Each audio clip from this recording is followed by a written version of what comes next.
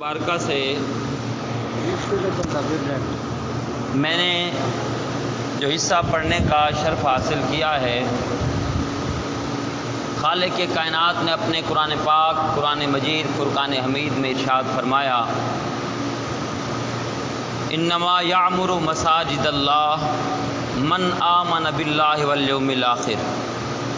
فرمایا سوائے اس کے کچھ نہیں، اللہ کی مسجدوں کو وہی تعمیر کرتے ہیں، وہی آباد کرتے ہیں جو اللہ پر بھی ایمان رکھتے ہیں، قیامت پر بھی ایمان رکھتے ہیں۔ تو اللہ تبارک و تعالی نے اپنی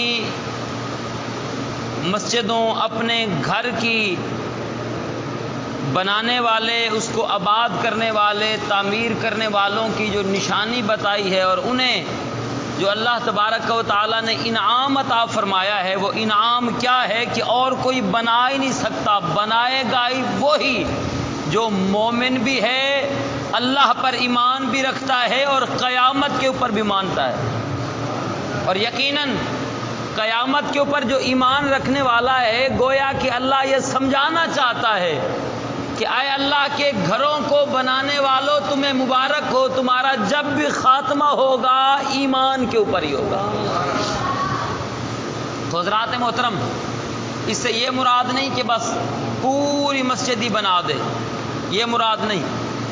پوری مسجد اگر بنانے کا موقع مل جائے تو اسے تو بڑھ کے اور کوئی بات ہی نہیں، لیکن سنیے، جس نے مسجد کو پورا بے شک نہ بنایا، اس میں کچھ حصہ ڈالا، اس کو وسیع کیا، اس کی کسی چیز کو بنایا، اسے منقش کیا، اسے مزین کیا، تو فرمایا قیامت کے دن اللہ تبارک و تعالی اسے بھی جنت میں گھر عطا فرمائے گا۔ یہ مسجد نبوی حضور علیہ الصلوۃ والسلام کے زمانہ میں کچی اینٹوں کی بنی ہوئی مسجد تھی، کچی اینٹوں کی بنی ہوئی، اور جناب محترم اس کے اندر کھجور کے ستون تھے، اس کی چھت بھی کھجور کی تھی۔ اللہ تبارک و تعالی ہم سب کو بار بار لے جائے، مدینہ شریف کی حاضری نصیب فرمائے۔ آج تک جو ہے وہ لکھا ہوتا ہے کہ حضور کے زمانہ میں یہاں تک تھی، اور پھر عمر فاروق کے زمانہ میں یہاں تک بڑھی، عثمان غنی کے زمانہ میں یہاں تک بڑھی، پھر جناب محترم فلاں بادشاہ نے اتنی بڑھائی، فلاں بادشاہ نے اسے اتنا وسیع کیا، تو آج تک وہ نشان موجود ہیں۔ حضور کے زمانہ میں بہرحال کچی اینٹوں کی مسجد تھی، کھجور کی جو ہے وہ چھت تھی، کھجور کے ستون تھے۔ اللہ کے نبی کے وصال کے بعد، حضور کے ظاہری وصال کے بعد حضرت ابوبکر صدیق کا زمانہ آیا۔ آپ نے فرمایا میں حضور کا خلیفہ ہوں، جو کچھ حضور کے زمانہ میں تھا میں اسے نہیں چھیڑوں گا، جیسے تھا ویسے ہی رہے گا، اور کوئی مسئلہ بھی آپ نے چینج نہیں کیا، کسی قسم کا بھی، جیسے ہی وہ معاملہ حضور کے زمانہ میں چلتا رہا میں اسے نہیں چھیڑوں گا، بس میں نے حضور کی خلافت کو سنبھالا ہے۔ تو جناب محترم، یہاں تک کہ جس ممبر کے اوپر حضرت ابوبکر صدیق اللہ کے نبی بیٹھ کے خطاب کیا کرتے تھے نا، اللہ حضور کے جہاں پہ قدم ہوتے تھے حضرت ابوبکر صدیق وہاں پہ بیٹھ کے خطاب فرمایا کرتے تھے۔ حضرات محترم، حضرت ابوبکر صدیق نے کوئی تبدیلی نہ کی، عمر فاروق نے نمازیوں کی بڑھتی ہوئی تعداد کو دیکھ کے تھوڑی وسیع تو کی، لیکن اس کمرے کو نہ بڑھایا، اسے کچھ نہ کہا۔ اب جو میں بات کہنا چاہتا ہوں، جب حضرت عثمان غنی رضی اللہ تعالیٰ عنہ آپ کا زمانہ آیا، عثمان غنی رضی اللہ تعالیٰ عنہ نے اس مسجد کو نقش و نگار والے پتھروں سے مزین کروایا، ان میں پتھر لگوائے، اور جناب محترم بہترین قسم کی اس کی چھت ڈلوائی۔ اس وقت جو ساگوان کی چھت سب سے مہنگی ڈلتی تھی، وہ چھت ڈلوائی، اور جناب محترم اوپر نیچے بہترین طریقے سے مسجد کو خوبصورت بنایا۔ تو لوگوں نے کہا اے عثمان، تو نے یہ کیا کیا؟ جو کام اللہ کے نبی نے خود نہیں کیا تھا، حضور کے وصال ظاہری کے بعد صدیق اکبر نے نہیں کیا، عمر فاروق نے نہیں کیا، وہ کام تو کیسے کر سکتا ہے؟ تو کیسے کر سکتا ہے؟ حضرت عثمان غنی رضی اللہ تعالیٰ عنہ آپ نے ارشاد فرمایا کہ میں اس لیے کر رہا ہوں کہ آمنہ کے لال سے میں نے خود سنا تھا کہ اللہ کے نبی نے ارشاد فرمایا من بنا للہ مسجدن یبتغی وجہ اللہ بن اللہ لہ مثلہ فی الجنہ. فرمایا کہ جو اللہ کے لیے اللہ کے گھر کو تعمیر کرے گا، اللہ کی رضا کے لیے اسے منقش کرے گا، اسے مزین کرے گا، جس انداز سے بھی اس میں وہ وسعت کرے گا، جس انداز سے بھی اس کے لیے سکون دہ ماحول پیدا کرے گا، فرمایا اللہ تبارک و تعالی اس کو گھر جنت میں عطا فرمائے. تو حضرات محترم، یقیناً جس طرح اگر کوئی کسی کا گھر بنا کے دے وہ راضی ہو جاتا ہے اور اس کے اوپر احسان ہوتا ہے کہ اس نے جناب میرا گھر بنایا ہے، تو اگر کوئی اللہ کا گھر بنائے تو اللہ راضی نہیں ہوگا، اللہ راضی نہیں ہوگا. بلکہ میں تو یہاں تک کہتا ہوں کہ کل بھی ایک جگہ کے اوپر ایک بھائی جان نے مسجد بنوائی، ماشاءاللہ اس نے تقریباً لاکھوں سے بھی اوپر شاید کروڑوں میں لگائے ہیں. میں کل تقریباً مغرب کے بعد وہیں پہ گیا تھا. تو حضرات محترم، تو وہاں پہ ایک علامہ صاحب نے اسے جو جملہ کہا نا وہ میں آپ کو سنانا چاہتا ہوں. اس نے کہا بھی بندہ جب جائے گا نا، کہتے ہیں کیا لے کے جائے گا، خالی ہاتھ ہوں گے، لیکن جس نے اللہ کا گھر بنایا ہے وہ اللہ کا گھر ساتھ لے کے جائے گا، وہ خالی ہاتھ نہیں جا رہا. اور حضرات محترم، یہاں تک کہ اگر کوئی بندہ مسجد سے ایک تنکا بھی اٹھا کے باہر پھینکتا ہے نا، اس کی وہ نیکی بھی ضائع نہیں ہوتی. صفائی کرنا تو جہاں رہ گیا، وہ تو اللہ کو جتنی پسند ہے اور جتنی رسول اللہ کو پسند ہے اس کا مقام تو کافی اوپر ہے. صرف ایک تنکا جس نے اٹھا کے مسجد سے باہر پھینکا کہ میں اپنی مسجد کو صاف کروں، انطہیرا بیتی للطائفین، کہ میں اس کو صاف ستھرا رکھوں، اللہ تبارک و تعالیٰ نے اس کے لیے بھی جنت میں محل تیار کر رکھا ہے. اللہ کے نبی حضرت محمد مصطفیٰ صلی اللہ تعالی علیہ وسلم، آپ کی مسجد میں ایک کالے رنگ کا نوجوان تھا، اور ایک روایت میں آتا ہے کہ کالے رنگ کی ایک بڑھیا تھی حبشی، وہ آ کے صفائی کیا کرتی تھی، جھاڑو دیتی تھی. اب جو جھاڑو دیتے ہیں، جو مسجدوں میں صفائی کرتے ہیں، یہ جملہ ان کے لیے. اور جو جناب محترم اس چیز کو جو ہے وہ بالکل معیوب سمجھتے ہیں کہ یار اگر میں جھاڑو دوں گا تو پھر لوگ کیا کہیں گے، وہ ذرا غور کریں. حضرات محترم، وہ بالکل اس وقت مدینے میں سب سے زیادہ غریبی وہی تھی، یعنی ایسا بندہ کہ جسے جناب محترم جس کی کوئی پہچان نہ ہو، جسے کوئی جانتا نہ ہو، اور جسے کوئی سلام کرنا بھی گوارا نہ کرتا ہو، اور جس کی نظروں میں، لوگوں کی نظروں میں جس کی کوئی خاص عزت و وقت نہ ہو، وہ ایسا بندہ بالکل حبشی کالا مسجد کی صفائی کرنے والا حضرات محترم صفائی کرتا رہا یہاں تک کہ فوت ہو گیا. اللہ کے نبی دوسرے دن مسجد میں آئے، اللہ کے نبی نے ارشاد فرمایا وہ بھئی وہ جو صفائی کرتا تھا مسجد کی وہ کہاں ہے، نظر نہیں آ رہا. صحابہ کرام نے عرض کی یا رسول اللہ وہ اگلے دن فوت ہو گیا تھا تو ہم نے اسے دفنا دیا، مطلب غسل کفن وغیرہ جس طرح ہوتا ہے ہم نے دفنا دیا. اللہ کے نبی نے ارشاد فرمایا بھی تم نے مجھے کیوں نہیں بتایا؟ یا رسول اللہ وہ مطلب ہم نے جو ہے نا وہ آپ کے آرام میں خلل ڈالنا اچھا نہیں سمجھا کہ آپ اس کے لیے آئیں گے. اب سنیے، اللہ کے نبی نے ارشاد فرمایا تمہیں پتہ نہیں کہ جو اللہ کے گھر میں جھاڑو دیتے تھے ان کا مقام کیا تھا؟ جلدی کرو مجھے اس کی قبر پہ لے کے جاؤ، میں محمد اس کی قبر کے اوپر کھڑا ہو کے جنازہ پڑھاؤں، اس کی قبر پہ کھڑے ہو کے میں اس کا جنازہ پڑھاؤں گا.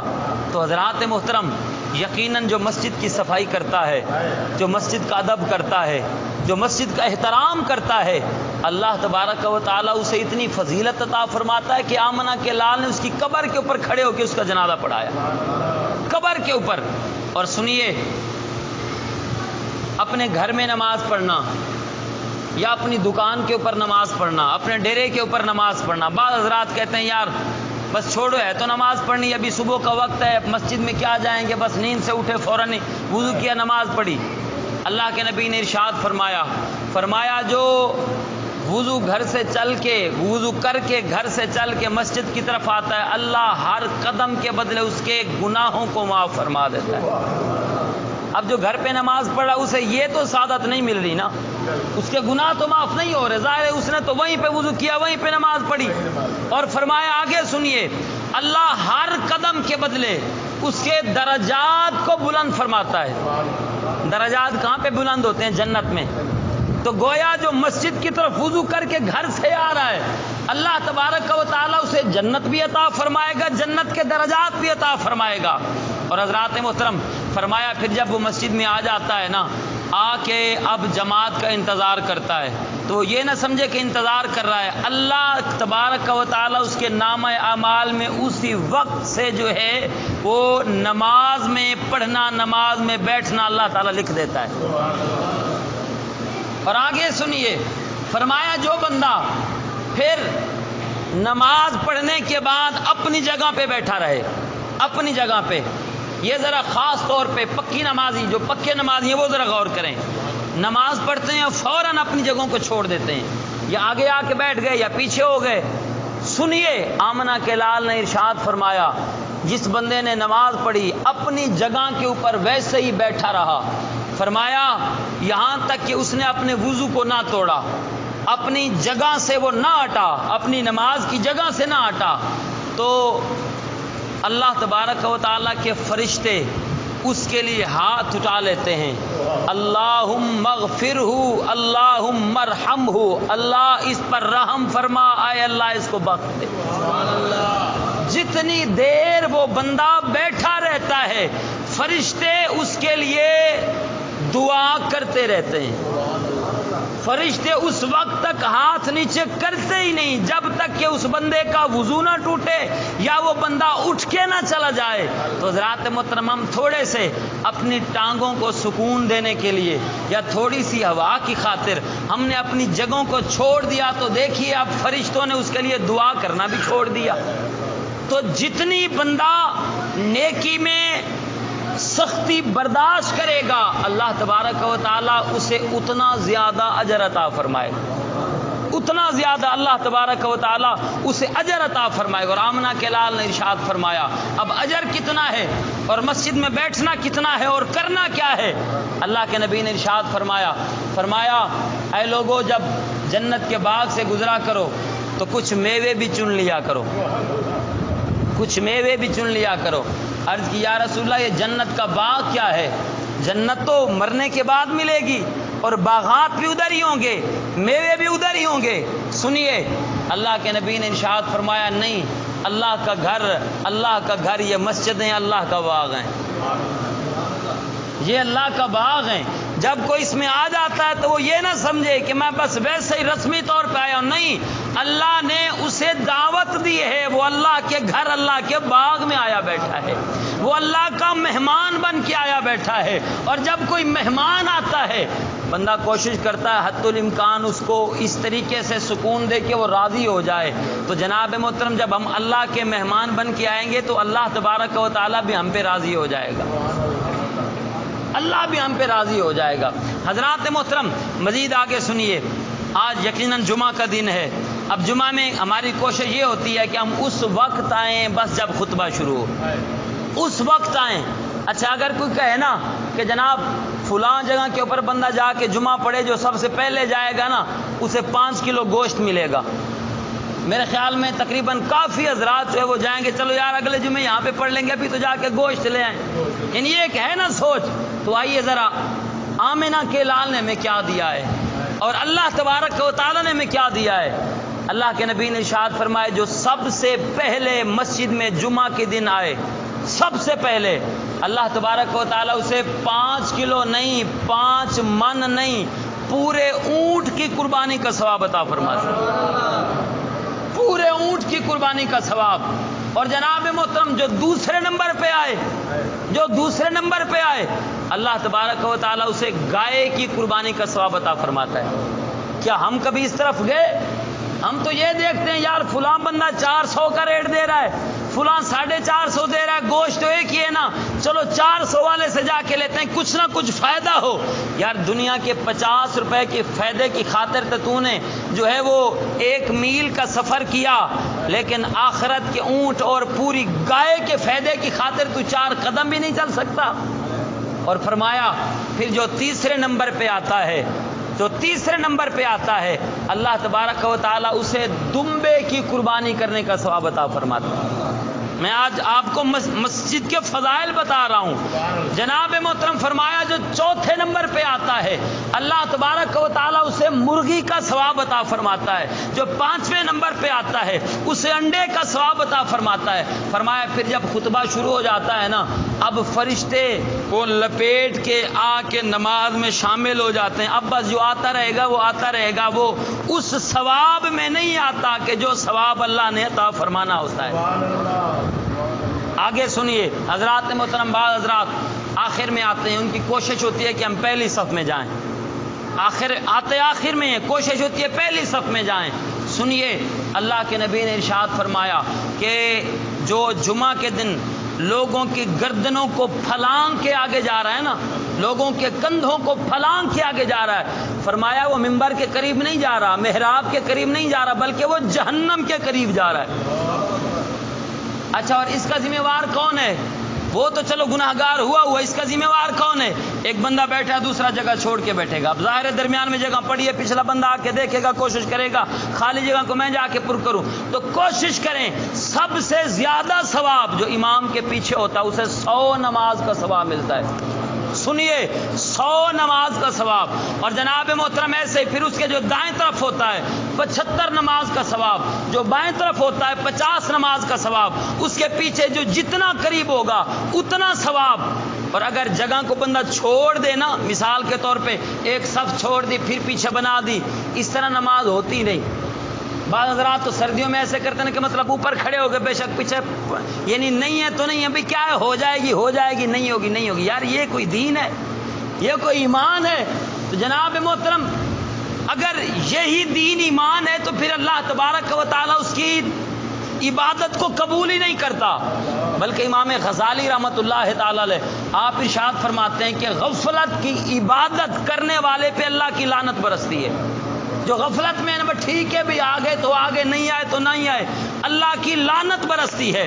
اور سنیے اللہ کے نبی نے ارشاد فرمایا کہ جو جمعہ کے دن مسجد میں غسل کر کے آئے اور جو اچھے کپڑے ہوں وہ پہن کے آئے، اگر خوشبو ہے خوشبو لگا کے آئے، مسواک کر کے آئے، فرمایا آئے کسی کو تکلیف نہ دے، جہاں پہ اس کو جگہ مل جائے وہیں پہ بیٹھ جائے، فرمایا اگر وقت ہے تو وہ آ کے چند نوافل بھی پڑھ لے، کچھ رکعتیں بھی پڑھ لے، اس کے بعد اس نے نماز پڑھی، نماز پڑھنے کے بعد کسی کا گلہ نہ کرے، فلاں یوں تھا، جناب محترم کسی کے اوپر کوئی بات نہ کرے۔ فرمایا اگر وہ اسی طریقے سے اپنی نماز مکمل کر کے بغیر گلہ کیے اپنے گھر چلا جاتا ہے تو اللہ تبارک و تعالیٰ اس جمعے سے لے کے پچھلے جمعے کے تمام گناہوں کو معاف فرما دیتا ہے۔ اور فرمایا پھر جس نے جمعہ کے دن ساتھ سورہ کہف بھی پڑھی، اللہ تبارک و تعالیٰ اس کے اوپر ایک ایسا نور داخل فرماتا ہے کہ جو 10 دن تک اس کے اوپر اللہ کی طرف سے نور برستا رہتا ہے۔ تو حضرات محترم یقیناً صحابہ کرام نے، اولیاء کرام نے مسجدوں سے دل لگایا، اور اللہ کے نبی نے ارشاد فرمایا کہ قیامت کے دن اللہ کے عرش کے نیچے 7 لوگ ہوں گے۔ جب لوگ جل رہے ہوں گے نا، جب لوگ بھوکے ہوں گے، پیاسے ہوں گے، اس وقت جناب محترم 7 لوگ ایسے ہوں گے جو اللہ کے عرش کے سائے تلے بیٹھے ہوں گے۔ عرض کی یا رسول اللہ کون سے؟ تو آمنہ کے لال نے جب وہ بتائے تو ان میں سے ایک وہ بھی تھا کہ جس نے اپنا دل مسجد سے لگا لیا، اپنا دل مسجد سے لگا لیا۔ تو حضرات محترم مسجد بنانا، مسجد میں آنا، مسجد کو نقش و نگار کرنا، مسجد کے ساتھ تعاون کرنا، یہ سب بڑی بڑی فضیلتیں ہیں۔ اور آخری بات جو میں کہنا چاہتا ہوں وہ یہ ہے کہ اللہ نے تو مسجدیں بنانے کا حکم فرمایا ہے، لیکن آج کی حکومت مسجدوں کو شہید کر رہی ہے، مندروں کو بنا رہی ہے، مسجدوں کو شہید۔ نام کیا ہے جی؟ ریاست مدینہ بنائیں گے۔ تو تو حضرات محترم ریاست مدینہ میں تو مندروں کو ڈھایا گیا، ریاست مدینہ میں تو بتوں کو توڑا گیا۔ آمنہ کے لال نے فرمایا علی یہ لاٹھی لو اور اسے جو ہے وہ زوردار پتھروں کو مارو تاکہ یہ نیچے جا گریں، ایسا نہیں بلکہ زور سے مارو۔ آمنہ کے لال تو مندروں کے اوپر اتنی سختی کر رہے ہیں، ان کو ختم کر رہے ہیں۔ آج جناب محترم ہماری حکومت مندر بنا کے کیا ثابت کرنا چاہتی ہے؟ ہمیں اللہ کی ضرورت نہیں، انگریز کی ضرورت ہے۔ ہمیں اللہ کی ضرورت نہیں، ہم ہندوؤں کو راضی کرنا چاہتے ہیں۔ کون سے ہندو؟ جنہوں نے ہماری بابری مسجد کو گرا دیا، جنہوں نے مقبوضہ کشمیر کے اندر سینکڑوں مسجدوں کو گرا دیا۔ جناب محترم جو مسلمانوں کے خون کے پیاسے ہیں، ہم ان کو راضی کر رہے ہیں؟ حالانکہ نہیں۔ حضور کے زمانہ میں، حضور کے صحابہ کے زمانہ میں، غیرت مند مسلمان بادشاہوں کے زمانہ میں یہ سارے جناب محترم یہ سارے آ کے یہ ان کے سامنے ہاتھ پھیلایا کرتے تھے، ان سے یہ ان کے سامنے یہ منتیں کیا کرتے تھے، ان سے یہ معافیا مانگا کرتے تھے، ان کو یہ باقاعدہ مسلمانوں کو یہ باقاعدہ ٹیکس دیا کرتے تھے۔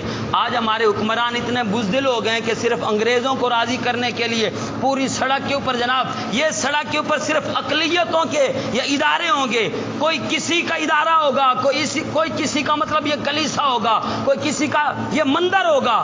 اسلام اس چیز کی بالکل اجازت نہیں دیتا۔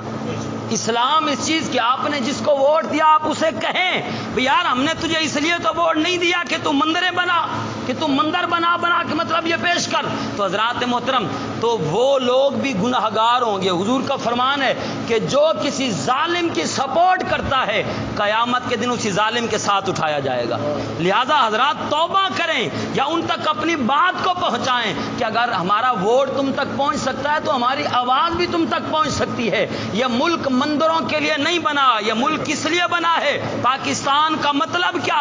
لا الہ الا اللہ۔ دستور ریاست کیا ہوگا؟ محمد الرسول اللہ۔ یہ ملک لا الہ الا اللہ کے لیے بنایا گیا تھا، یہ مندروں کے لیے نہیں بنایا گیا تھا۔ اللہ تبارک و تعالی ہم سب کو مسجدیں بنانے، مسجدیں آباد کرنے کی توفیق عطا فرمائے۔